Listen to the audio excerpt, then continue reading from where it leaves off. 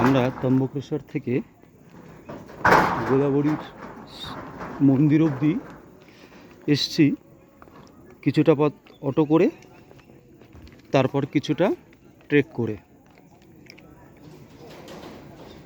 এখান থেকে ব্রহ্মগিরিও যাওয়া যায়, যেটা অরিজিনাল সোর্স।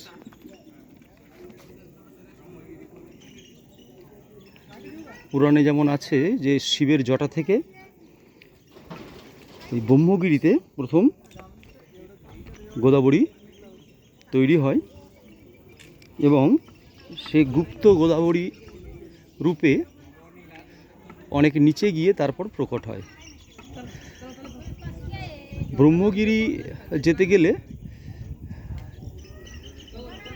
গোদাবরী ট্রেক যেখান থেকে শুরু হচ্ছে তার একটু কিছুটা পরের থেকেই যে গ্রামটা রয়েছে, গ্রাম থেকে একটা রাস্তা ব্রহ্মগিরি চলে যাচ্ছে।